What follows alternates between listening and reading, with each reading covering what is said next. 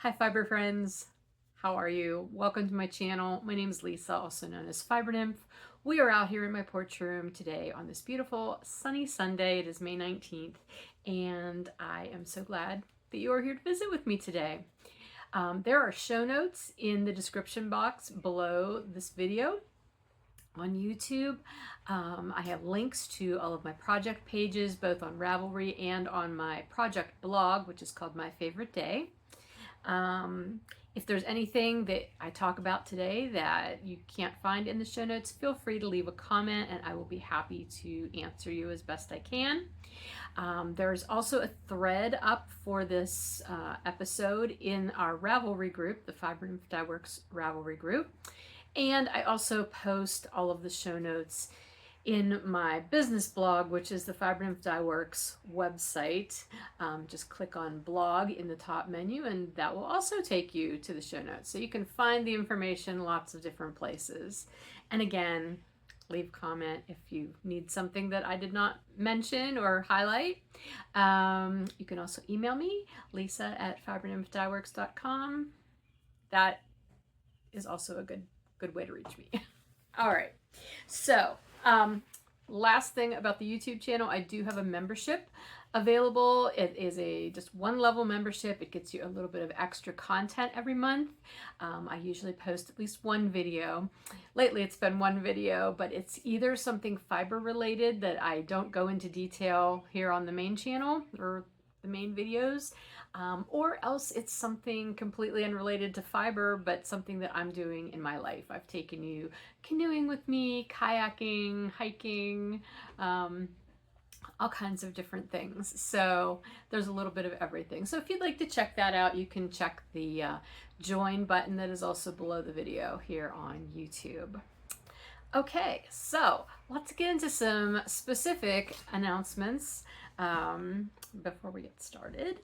First and most excitedly, I will be vending my next show on June 1st, and that will be the Fayette County Fiber Festival, which is taking place at the Fayette County Fairgrounds in Dunbar, PA, which is super close to me, so that's a nice local one. That is on a Saturday from 10 to 4, and if you're in the area anywhere within a reasonable driving distance for a fiber show, please come and visit. It's going to be wonderful. So many good exciting vendors, and I will post the link to that information in the show notes below. Regarding the giveaways that I did in recent episodes, I did end up hearing from the original Adorn It Stitch Marker giveaway winner, so I'm not having to announce a new winner for that. I can't remember if I've actually mailed those out to her or not. If I haven't, they'll be going out tomorrow. Oh, sometimes it takes me a little bit. I am still waiting to hear from one project pool make along winner that I announced last week, and I believe that was the Instagram winner. I always struggle with whether I should also contact that person on Instagram since they are entering through an Instagram post, but presumably they also watch the podcast, so I don't know. I might let that go another week or so, and hopefully I'll hear from that person. I did not, however, hear from the person who won the Gridlock sock set last week. So I will say, please check out last week's video if you did enter to win a Gridlock sock set that includes the yarn and the pattern. Check last week's video, or not last week, but my last video, which I don't number them anymore, so it was the one from earlier in May. If I do not hear from that person by the next time I record a regular episode, I will draw a new winner for that sock kit because I would love to get that out to the actual winner. Let's see, the Gridlock sock kits, now that we're talking about them, they are still available as dye to orders in the shop. That listing will be up through the end of this month, and then that's going to come down. So the Gridlock sock kits have the set of inversibles plus 3 mini skeins, 2 that coordinate with the set, and then 1 is your contrast. You get to choose your contrast color, and those sets are available at a discount right now through this introductory period in May, so you can jump on that if you're interested. That does not include the pattern. That one you need to go directly to Karen Hicklin's Ravelry shop, and you can buy the pattern from there. Let's see, the holiday countdown collections, they are also still up for pre-order through the end of June. I do have a little bit of an announcement that I'm going to make about those, not having anything to do with this year's specifically. But I'll talk about that in the shop news segment. Also, my anniversary colorway, a legacy, that remains up for pre-order as well. Those pre-orders are that pre-order will probably come down after the end of May as well. Probably after my show, June 1st. That's what I'm figuring, because once the show's over, I will have extra skeins of that and I can put them in the shop. So that's the plan. What else did I want to tell you? Oh, I also have some specific new information about my dye to order listings. You know, I've been kind of reformatting how I do listings in the shop, and I got a ton of stuff accomplished over the past week with regard to that, and I want to offer like a little bit of an introduction as to how those listings work. So I will give you a little bit more information about all of that in the actual shop news segment of the podcast. The show notes, in case I didn't mention it, do have timestamps, so you can jump to whatever segment you want. But I would really encourage you to watch that shop segment if you don't usually, and if you're interested in knowing more about how those dye to order listings are going to work, because those are going to be something that are going to be in the shop as far as I am planning for the long term. I'm going to always have dye to order listings in the shop. Okay, I think that's it with the introductions and announcements. So I'm going to take a little sip of water here, and we will get into the crafting.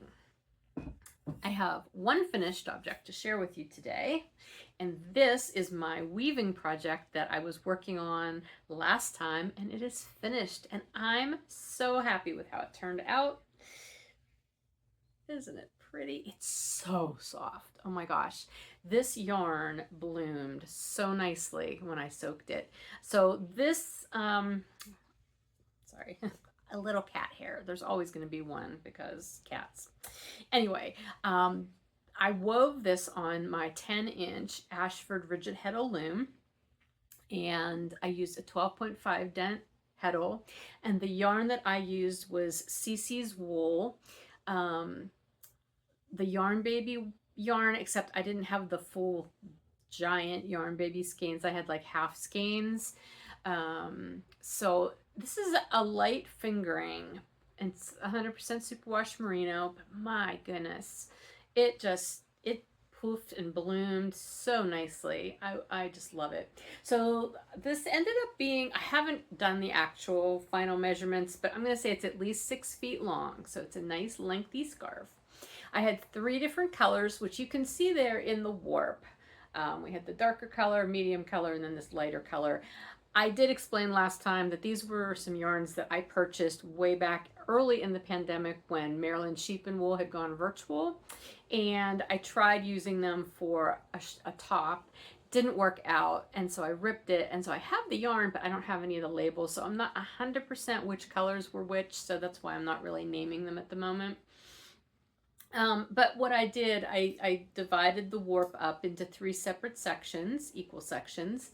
And then for the weft, I was in the middle of weaving it when I showed it to you last time, and I was using this lighter color for my weft. And I said I wasn't sure if I was going to go ahead and use that for the whole thing because I still had another half a ball left to go, or if I was going to divide it up and try to use all 3 colors.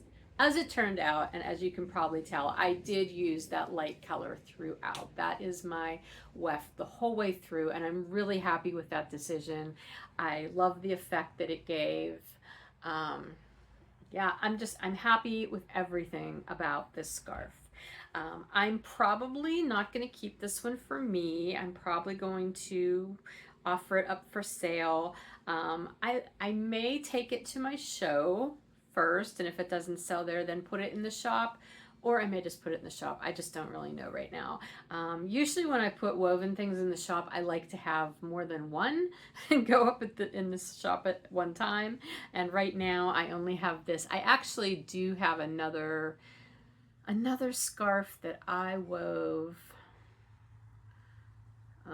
actually that was probably right near the beginning of the pandemic too, because I had done it as a sample using 2 of my yarns. One yarn, it was my fingering ridgetop base, my non-superwash. I don't carry that anymore, so I can't really use that as a sample, but I would love to, you know, sell that scarf at some point. So anyway, that will be coming. But again, super happy. I have not warped my loom again quite yet. I'm trying to decide what I want to weave. I have a lot of that yarn left though, so I may end up making kind of a fraternal twin scarf at some point using more of that yarn. We'll see how that turns out. Anyway, that is my finished object. And moving on, I have some works in progress. So you have been hearing about my granny square obsession project for over a year now, which if you're newer and you don't know what I'm talking about, I had pulled out my bin of leftover DK weight and worsted weight yarns one time. I think it was probably last March, May, I don't remember. Last year, early last year sometime. And I just started crocheting little granny squares. That was what I wanted to do. And so had bunches of them. Right now these are organized into sections, which I'll talk about in a minute. So I did a whole bunch of granny squares.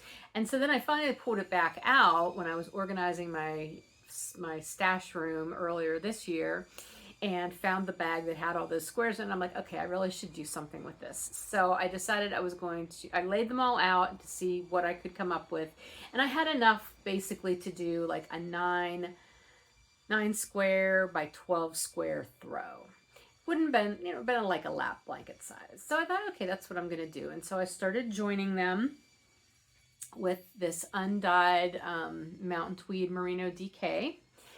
And it was great, except what I realized was I had a whole bunch of this square and this square, these 2 yarns. I had oodles of these squares.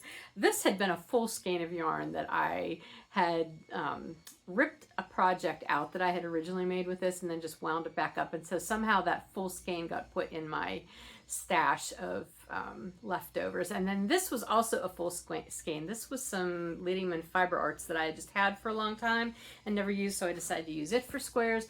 But those 2 colors, tons of squares. And what I did not do when I first started making this throw was do a plan. Like, I didn't lay it out to see what squares I wanted to put in which rows. That was probably a mistake in hindsight, because what happened was I was just reaching into the bag, you know, doing the random thing. You reach in, grab a square, reach in, grab a square. And unless it was the exact same square next to each other, I didn't do any color management. Until I was getting towards, I think I was in like row 10. I had started the 10th row maybe, and realized I had so many of those squares, and I was only planning to do 12 rows at that point. There was no way I was going to be able to space them out where it wouldn't look really funny. So it was at that point that I made the executive decision that I was going to, instead of doing a 9 by 12 blanket, I was going to make it 10 by 15. So that's where I'm at. But that meant at that point I needed to crochet 43 more squares to have enough to fill out that larger area, which was fine because I still have a lot of DK weight scraps and worsted, but mostly DK. I use DK a lot, I've realized, which is fine. There's nothing wrong with that. I love DK weight yarn, but I had enough. So that had been my just sort of work on it every once in a while project over the last month or so. When Bill and I were watching something on TV at night or something, I would crochet some squares. Well, I crocheted a lot of squares, and I didn't think I had that many. And then the other night, after I did maybe another 6, I looked at what I had. I thought, that looks like a lot of squares. I should probably count. And I had 45. I couldn't remember how many I needed. I thought I needed 49. And then the next day I did look at my notes, my project notes, and it said 43. And so indeed, I had 2 more than I needed at that point. Not going to enlarge the blanket anymore to accommodate those two. We're just going to have 2 little extra squares for something sometime. But I did, at that point, I did lay it out, and first I just laid out the squares to make sure I did indeed have enough, because my 43 number that I had in my project notes was kind of a question mark. Like, I think that's right if I did the math right. So I laid it out, and yes, indeed, I had enough with 2 left over. And so at that point, since I had it laid out, I did go through and I organized them so that any colors that were the same were not super close to each other. I spaced everything out. And so that's why I now have it. I have these little piles and I have them labeled. So this is going to be my 15th row. So they're just, and I'm working from the top on down, from the one edge over. And so I have finished 10 rows. First I did the 10th column, so I added 1 more square to the left hand side of the blanket. So let's see, I think we're gonna go this way. Yeah, so here we are. So this is the column that I added. So this is my 10th width direction, the 10th column going widthwise, obviously. So those I all added on. I was afraid that it might look funny the way I was joining, but it looks fine. You can't tell that I joined them in another direction. So I've got my 10 across, and I've now done 11 rows lengthwise. So this is obviously way too big for me to show you everything, but I'm really digging it. It's so much fun, and it's totally going to be big enough for one person, right? Definitely widthwise to cuddle up under. Lengthwise, it'll be great. I think it would probably even accommodate Emma. Who knows, maybe someday I'll just give this to her. I don't know. But anyway, yeah. So I have my little marker here. This is just letting me know which corner I need to start with when I start the next row, not round. That would be interesting. I could do a tube. Oh my gosh, that would be so cozy. Like a tube blanket. I think I've just excited myself for a project. I could do like all kinds of squares and make it long enough to join, and then you could curl in it and be like a caterpillar in its cocoon. That seems, I mean, if you closed it at the bottom, then that would be called like a sleeping bag. So that's not nearly as innovative. I don't know what I'm talking about. Anyway, I have 4 more rows to go, and then I'm going to do a border because my joins aren't super neat. I mean, they're not neat, but like you can see where those are joined. So I think I am going to go ahead and I'm going to put a border on this since it's squares. So anyway, I'm very happy with it. I'm really glad I decided to make it larger. And I had a lot of fun just crocheting all those squares. I love granny squares, granny stripes, granny anything. I enjoy it. So anyway, it does not really fit in my big fat squirrel bag anymore, unless I jam it in there. Can't zip it, but my little hedgehog, my big hedgehog bag. This is one of her big bags. I don't know if it's the biggest bag she makes, but it is a big bag. So be sure it's fat squirrel. Yep, fat squirrel. Okay, so that is the Granny Square Obsession project, which is definitely going to be a throw now. When I first started making the granny squares, I had no plan for it, but it's a throw now. I think that is everything I have to tell you about that. So we will now move on to, oh, I didn't bring a sock blocker in. Oh well, it's okay. You know what a foot looks like. This is such a fun little bag too. And this is BYS. Something your stash. Bling your string. That's what it is. Bling your string. And I cannot remember her name, but we did a collaboration one time years and years ago with bags and yarn. And that was so much fun. Oh my gosh, why can't I remember her name? I know a bunch of you are probably yelling it. But anyway, yeah, it's a fun bag. So I have my Gathering Seashells socks in here, and these ones are the ones I'm doing in the heel toe do-si-do pattern. See, you could see this much better if it was on a sock blocker. The heel toe do-si-do pattern is by Kay Litton, the crazy sock lady. I have done this pattern before, and if you know me, you know that I tend to not do patterned socks. My default sock is usually, used to be a plain vanilla sock. In recent years, it's morphed to a plain 2x1 ribbed sock. That's what I usually do, because everybody that I make socks for, myself, my daughter, my husband, my son, everybody likes ribbed socks. They're fine. So anyway, for this one, I started this pair of socks back at the end of March. Was that when we did this? March. We took the train trip down to DC and came back the next day. Had a lot of train knitting time. And I wanted something that was going to be a little bit more exciting than just knitting round and round for that huge chunk of time. So that's why I chose this, because it's only a 2-row repeat, and you're only doing it on the front of the sock, not on the back. And it's a lot of fun. It's very memorizable, and yeah.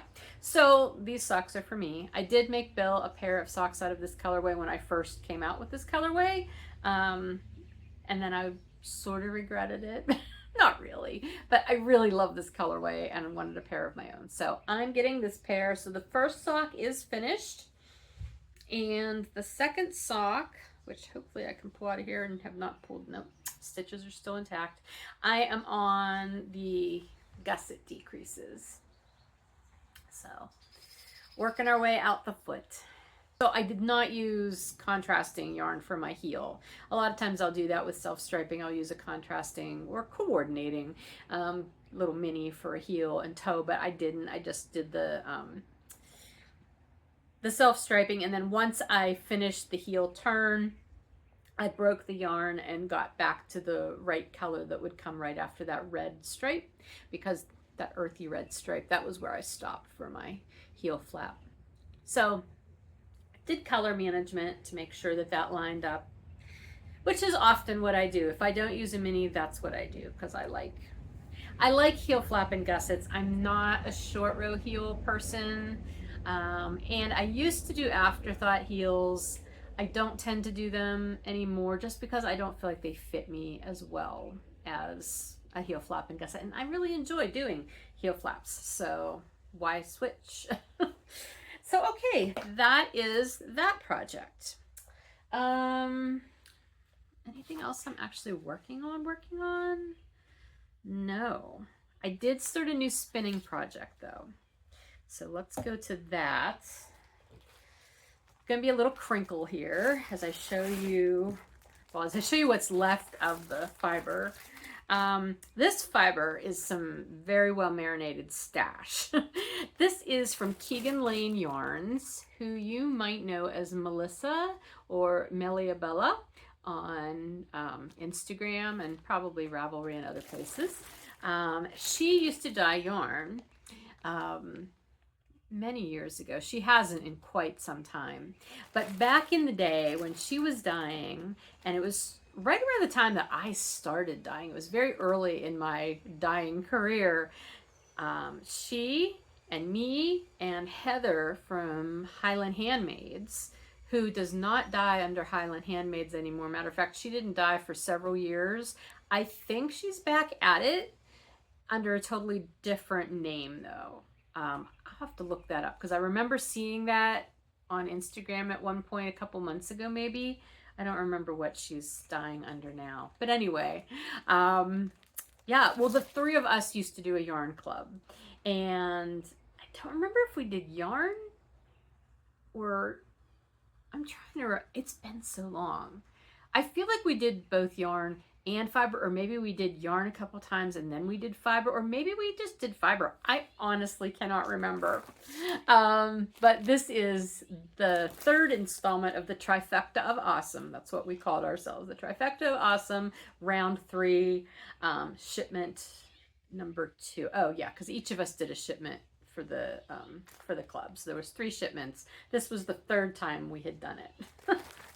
I want to say this is probably from back around It couldn't have been any later than 2014. Like that, it's got to be at least that old. This is my last quarter of this braid. So this is some superwash merino, and the colorway is I have to read it, My Beautiful Wickedness. And I know that's a reference to something, but I have no idea what. I don't remember. And I meant to look it up and I forgot to. So maybe you know what it is. If you do, go ahead and share it in the comments. But anyway, this is a very multicolored fiber, and also a lot of white left. So it's very interesting to spin. I decided to do it as a fractal, so a fractal 2-ply. So what I did was I took the whole braid. So this is half of the length of the braid. So I opened up to a full braid, full length, folded it in half, and then broke it. So this is half of that length. The first half, I then took that and I split it in half, like this way. I did that. And I spun those 2 strips end to end, and this is my first bobbin. So look at all those colors.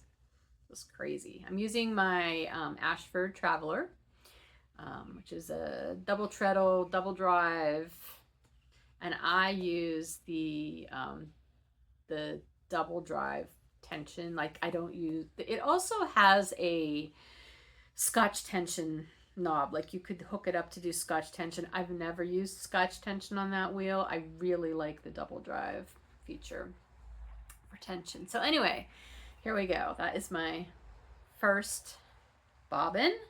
And then the second bobbin was that second half of the full length, which I'm just stripping that down into smaller little strips, like probably about that thick, and spinning those end to end on my second bobbin. So I've got about half of that left over. I did not work on it today, but anyway, so once those are done, I will then ply the 2 of those together. However, before I can ply, I do my plying on my Shacked Sidekick. I have to replace my drive band because I think I told you about that when I was finishing up my last project. I was having drive band issues, and I did get a couple new drive bands for that wheel. I just have not gone through taking my wheel apart to put the new drive band on. I don't think it's going to be as complicated as I'm thinking it's going to be. I don't remember if I ever replaced the drive band on it before. I've had that wheel for quite some time, so I may have. I just don't remember it. Yeah, I just have to look up how to do it. So anyway, but that is that. And I'm keeping that fiber in this baggie. I like using these kind of bags so that I can just hang, you know, take this and hang it on my wheel. It keeps the cats out of the fiber. This bag, do I have, there's no tag on the bag.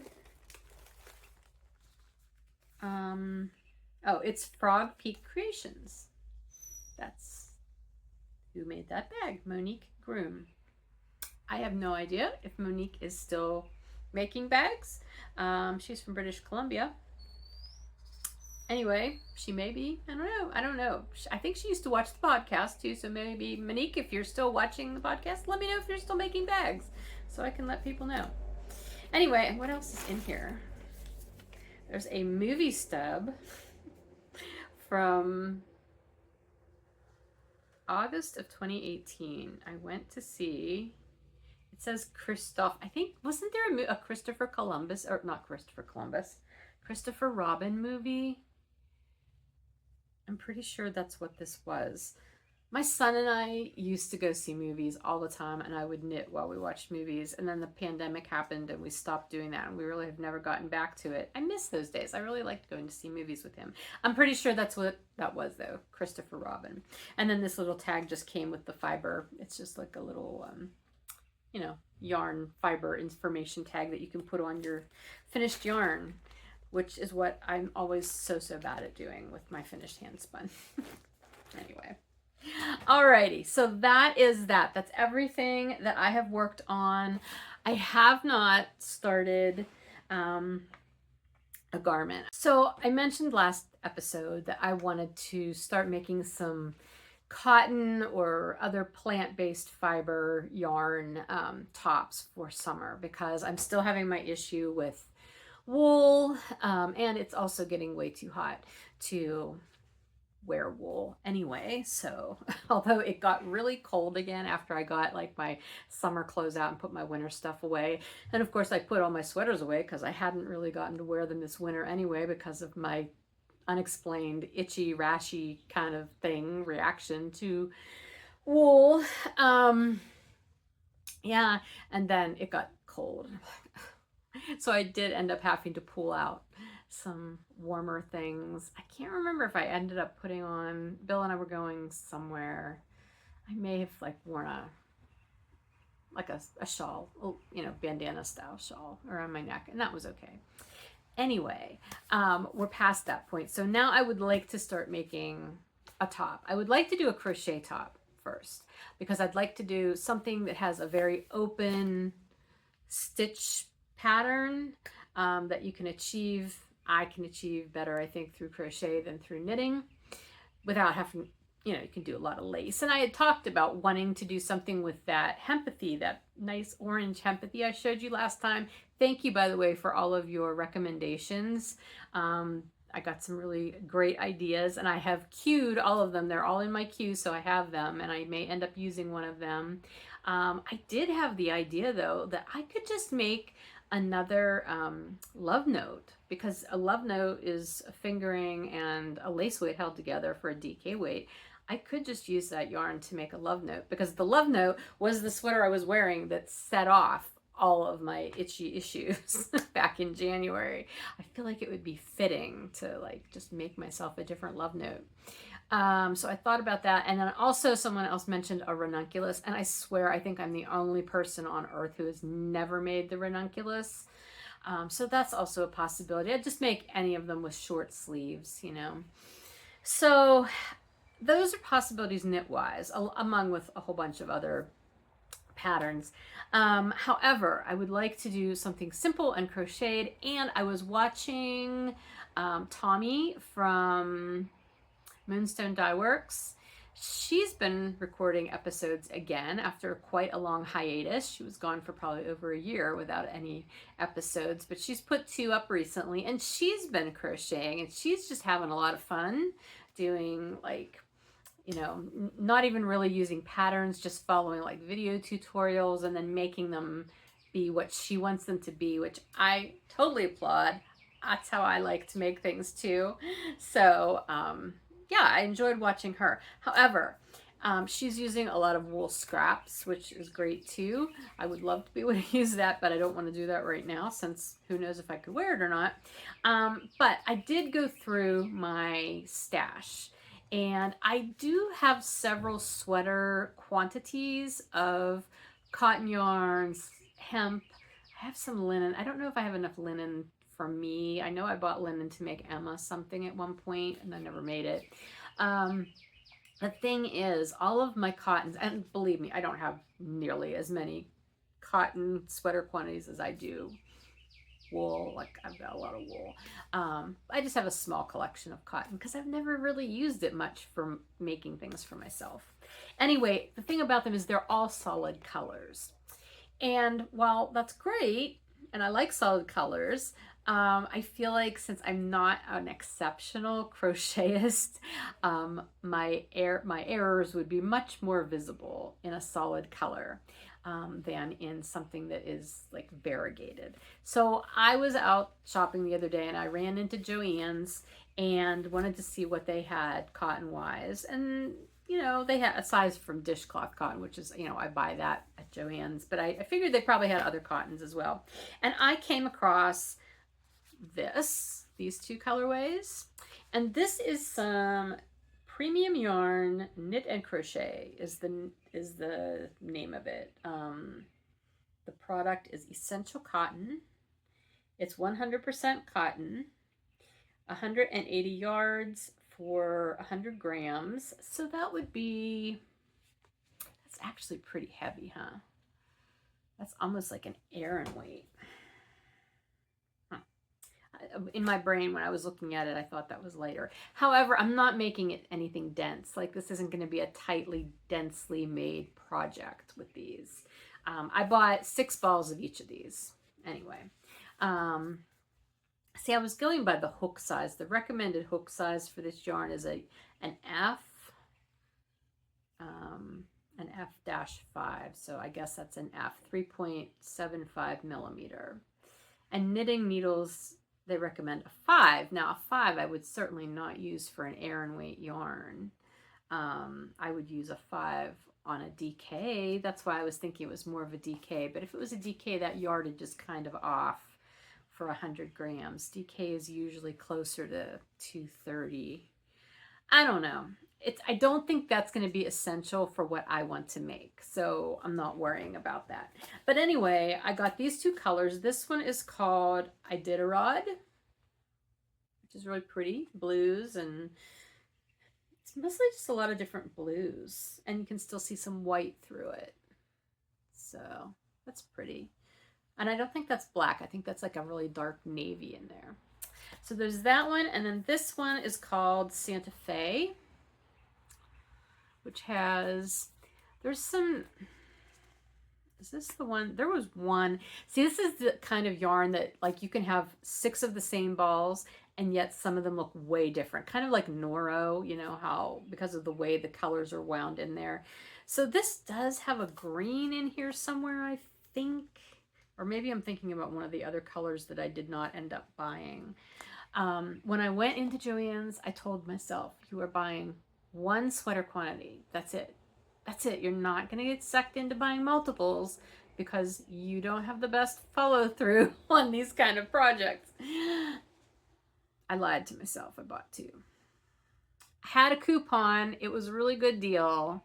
And these were already on sale. So anyway, so as soon, I keep telling myself I want to finish this granny square project first before I start this. I'm not sure that I will though. Oh, the other project that I did end up doing, and actually I guess that's a finished project. I don't remember if you remember. I don't know if you remember, because I'm fairly certain I talked about it, is we bought an RV late last year. It's an old RV. Bill has been working on redoing a lot of like the mechanical stuff, and then I'm working on redoing the inside stuff. I did recover the valances, and we made some new valances where there weren't any. So those I did a while ago, and I think I did show you those already. But the other thing that there was that needed to be recovered were these just panels, like above the dining table, there's these little doors that open up, but in between the 2 doors, there's like these panels. There's like a square one, and then there's these little other ones, and then there's one over the door, and there's 2 over the door, I guess. I think there were 5 altogether. Anyway, they needed to be recovered, and so I ended up finally getting that done, which it wasn't really a big deal. It was mostly just cutting the fabric out and then Bill helping me with the staple gun, you know, to get them stapled, and then we went out and put them up. So I will put a picture in here so you can see. Obviously, we used the same crazy circus fabric. That's what I keep calling it, that I had used for the valances. Ended up having just enough. That was very, that worked out super well. But you can see the valances there too, so anyway, that turned out to be another project off my list. I'm very happy about that. So that leaves the seat cushions for the dining area, which I'm a little intimidated about because I've never done those kind of seat cushion covers before, and they involve zippers. And then I'm making a duvet cover, or I will be. I haven't started that at all yet. But I probably should do the seat covers next because we kind of need those to be done before we can even use the RV, although we're not planning to take it anywhere until late July. I think that's when we're going to probably use it. Anyway, so that's been going on. So I think that's everything for the crafting. I'm looking at my show notes in case you're wondering why I'm looking down. Oh, the panels were actually part of my project pool list for the make along, so that's a good place to jump into chatting about the project pool make along. As I said, I did announce the second batch of Mal winners last time. I heard from 2 of you. There's one that I have not heard from. It's an Instagram winner, so if you're also posting on Instagram, you might want to watch last time's episode. Just jump to the Project Pool Mal section and I do the prize giveaway first in that. So anyway, as far as my make along, my Gathering Seashells yarn was one of the things I wanted to use on that. So that's part of what's on my list. Doing a summer plant fiber top is also on that list. My granny square blanket, that is on my list. And finishing those RV panels, I got to cross that off the list. So I feel like I'm making some good progress on things that I had in my project pool this year. So yay me. I have not tried any new recipes since I talked to you guys last. That's another thing on my project pool list. It's been challenging because I believe I told you last time that I have needed to adopt a low FODMAP diet. It's an elimination kind of diet that my GI has me on right now. I've been doing it for a couple of weeks, and that's at about the point where you start to reintroduce certain foods. The only thing is, when I first started doing it, I was doing it a little bit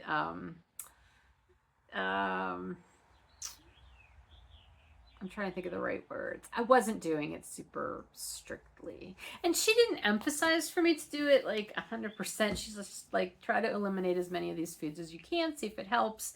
So I would say I was probably doing it maybe about a 70% effort, 65 or 70. I know if I told you a percentage last time, I probably told you higher, but in reality, it was probably much lower than that.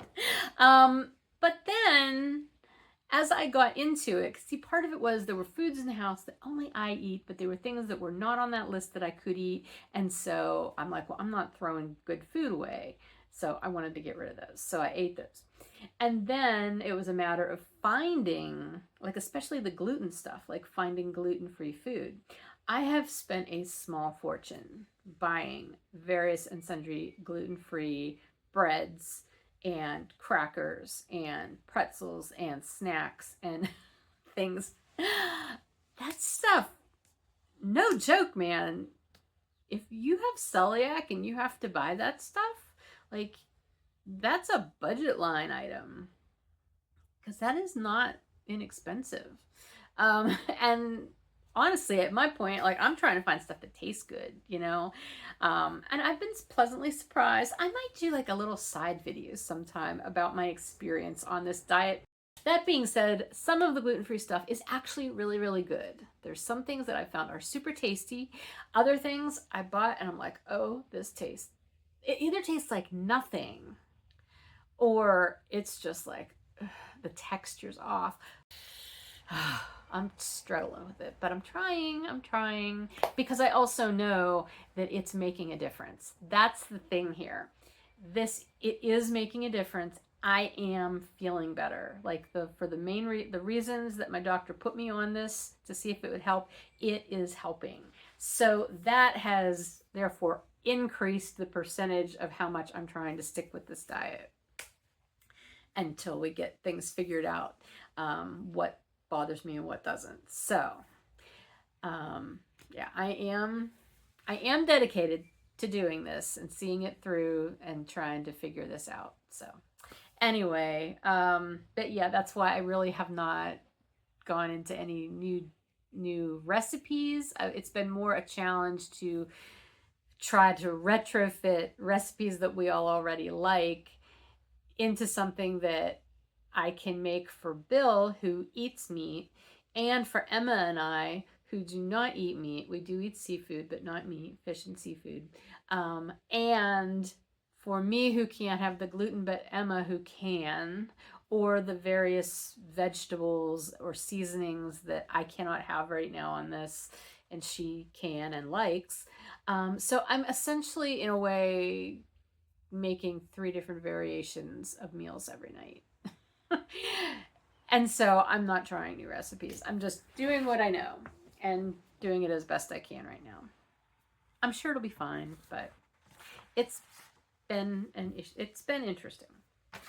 Anyway, that's it for the project pool make along. That kind of went into other life stuff, which I'm not even to the life stuff segment yet. Let's talk about shop news. Shop news. Okay, as I said, the Gridlock dye to order sets, the yarn sets, those are still up in the shop. I'm going to leave those up at their discounted price through the end of May. So if you haven't grabbed one yet and you want one, head on over there. I've gotten all of those shipped out except the winter red. I have a few winter red and wisp sets yet that still need to go out. I think 2, and they are dyed. I'm just waiting for the yarn to be dry and then I can get those shipped out to you. So those are going out in a fairly timely manner. My legacy color pre-orders, I believe, are all out now. I think I've shipped all of those, but that pre-order is still up in the shop if you would like that. And again, I'll be leaving that up through the end of this month. And more realistically, those will both probably be up the first couple of days of June as well, till I get through that June 1st show and then recover from that June 1st show the next day. And then like that Monday, they'll come down. My Mystery of Color Holiday Countdown collections, those are going to be up for pre-order through the end of June. I will take those down at the end of June. I want to let you guys know, I've made a decision that this is going to be the last year that I'm going to do holiday countdown collections. At least holiday countdown collections in the way that I have always done them, like these big pre-orders and all the options and all that. I'm definitely not going to do them next year. I believe going forward, I will do something special for the holidays that will have some sort of mystery element to it. But it will not be these traditional holiday countdown collections. A lot of different reasons. Nothing bad. I love doing them. They are so much work. And while I don't mind doing all that work, it does impact my family. And I'm at a point now with Bill being retired, and him wanting to be able to do things and me wanting to be able to do things with him. I have to say no most of the time when it comes to stuff in the fall. After mid-September, probably, definitely nothing in October. And I'm struggling with that. And this was one thing that I decided, you know what, I need to let go of these, at least for the foreseeable future. And he's in favor of that too. He's like, not because, he doesn't want me to do them, but he's just like, I watch you every year. I know how much time you put into those and how like you kind of go into another plane of existence while you're doing those. He's like, I think it's a good idea for you to at least take a break from doing them. So that is going to be something. So I'm just telling you that on the chance, like, if you're thinking, oh, I'm not going to buy one this year, maybe I'll buy one next year. There's probably not going to be one next year. Well, there's definitely not going to be one next year. So if you want to get one this year and maybe split it up and use some this year, some next year, you could always do that. Also, there are so many other fabulous dyers out there that make these every year. You will not be hurting for somebody to find a holiday countdown set for or from. So I recognize that as well. But anyway, I just wanted to give you the heads up in case that means something to you that you won't be able to get one next year. If you were on the fence for this year, maybe this year is when you'd want to buy one. Anyway, that's all I'm going to say about that. Let me talk to you about the dye to order listings in the shop. This is super important, and I really feel like I almost want to do a specific video about my dye to order listings, and I may actually do that at some point. But I've talked about this recently, how I am moving to having more dye to order listings in the shop all the time, which allows you the chance to order the colorways that you want when you want them without having to like try to get them whenever I first put them up in the shop, when they're in stock, before everybody you know, buys all of the bounce or whatever. Oh, there's no more left on bounce, and I don't know when she's going to redye more. This way you get what you want, the colorway you want, on the base you want, when you want it. As long as you're willing to wait the turnaround time, you'll get it. And when I talked about this a while back, I did get favorable responses that people were happy to wait if they knew they were going to be able to get things. And so that's how I'm setting up a lot of stuff. Now, that is not to say there will not be in-stock things. Right now, there's not a lot of in-stock in the shop, but once I'm done with the second show, my June 1st show, there's going to be a lot of stuff in stock also. So there will always be in-stock stuff, but I want there to be dye-to-order stuff all the time. Kind of like a dye-to-order catalog that you can just go and you can choose what you want. So here's what's up right now. I have semi-solid listings up. There's one semi-solid listing that is specifically for full skeins or half skeins. And I think there are maybe 10, I want to say there's maybe 10 different bases that you can choose from for that. So that is up there now. You can go shop that if you want to. There's also a dye-to-order semi-solid mini skein listing. I used to have a mini skein listing up in the shop several years ago now. Hasn't been up. I'm putting it back because I get a lot of requests for it. I know you guys like mini skeins. I know you like to be able to get, you know, coordinating things for different projects, or if you're putting together a project that needs a lot of them, this is what this listing's for. It's there for you whenever. I do have it set up. I think there are 8 different minis in it, including Fluff, my lace weight, that kid mohair. This is the first time I've ever been able to get those minis. I'm super excited about that. Anyway, that is up, and if you purchase $35 or more of any combination of minis, it doesn't have to be all one base or anything, you'll get 10% off, and that discount will be deducted directly from your cart. Like, you don't need a coupon code or anything. So that's up for the minis. So then that leaves all of the other just individual colorway dye-to-order listings. And I started out with like my things that are kind of in collections. So like my Wild Atlantic colorway collection, my Signature Series colorways, my Middle Earth Imagine colorways that I've done to date. I think there's 8 of them up there. And a bunch of different pie colorways, Pie Day colorways are up. I am going to add more as time goes on, but right now, you know, there's a chunk of them up there. Those are all up, and those are mostly all self-striping, mini skeins, and fiber options. Now, some of those older colorways I did not dye as fiber to offer as fiber, but I'm working on dyeing up samples so you'll be able to see them in fiber, but they are being offered that way. If I don't have a sample to show you, I don't have it specifically in the listing, but there is a note saying if you want this in fiber, let me know and I can dye it up for you. And if you like it, then you can buy it. Eventually, they will all have fiber options as well, though.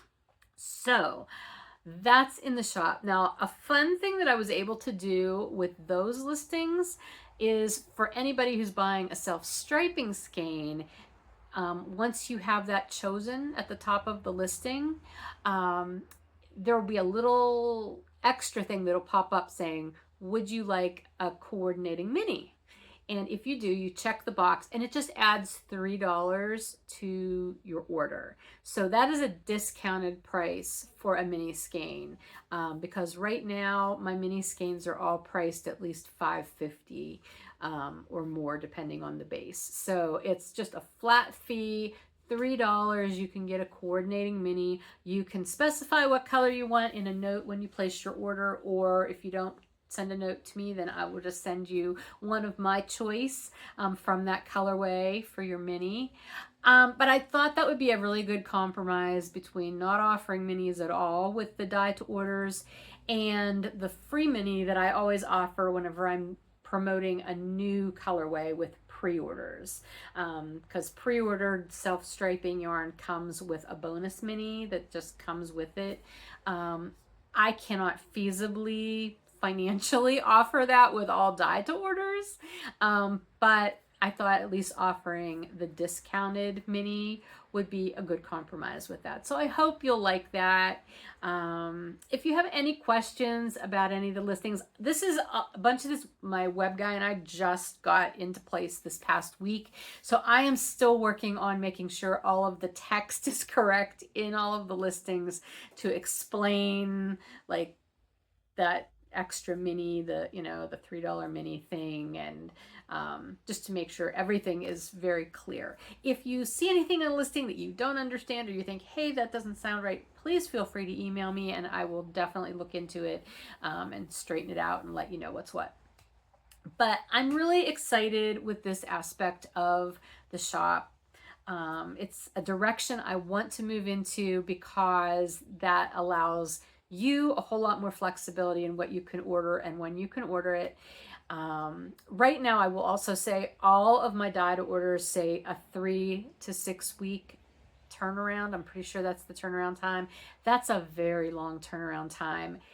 Once I get through this show, I'm probably going to change that to like 2 to 5 weeks. I know that still seems kind of long on the long end of it, but I don't want to have to change that turnaround time every time I'm, say, going to be taking a trip or whatever. And 5 weeks is a really good buffer time for me. I almost always get things out much sooner than the longest turnaround time that's listed, just so you know. Anyway, yeah, I'm really excited about this aspect of the shop. So pre-orders are going to be reserved for just new things that I'm offering, like for the first time. That'll be up as pre-order. I'll use that as a pre-order opportunity. Dyed order will be up there for colorways that have already been introduced. They'll also, some of those will also be in stock sometimes. So there's going to be a mixture.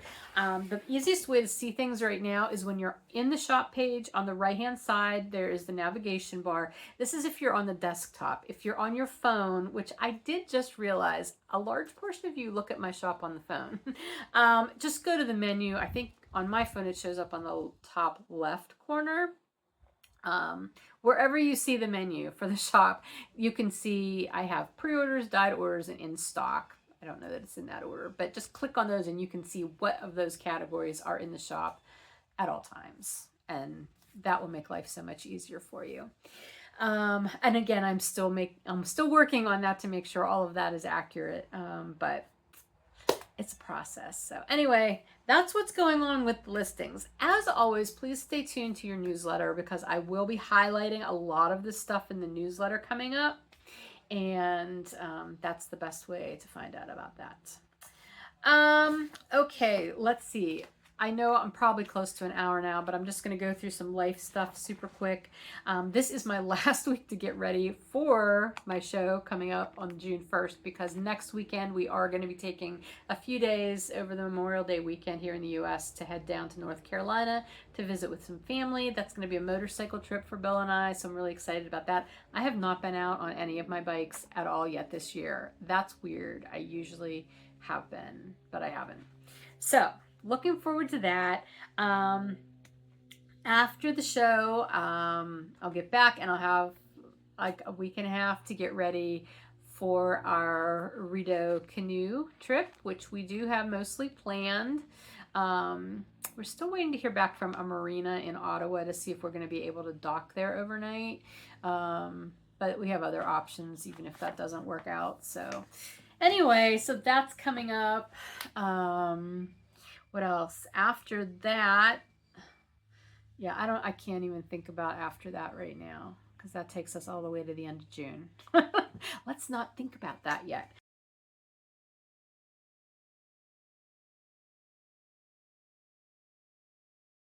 I'm going to try to edit this to get it under an hour. If you ever wonder about weird jump cuts in my videos, that's why. They're there, because I talk a lot sometimes about things that in retrospect as I'm editing I realize nobody needs to hear me talk that much about this, so I cut things out. I try to make the transition smooth. Sometimes they're a little choppy though, so we'll see what I can cut out of this video to make it a decent length.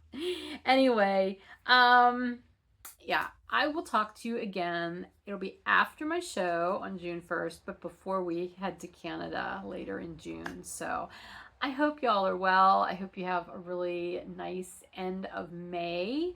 Enjoy your holiday weekend if you're here in the US next weekend, and be safe. And I will talk to you again soon. Take care.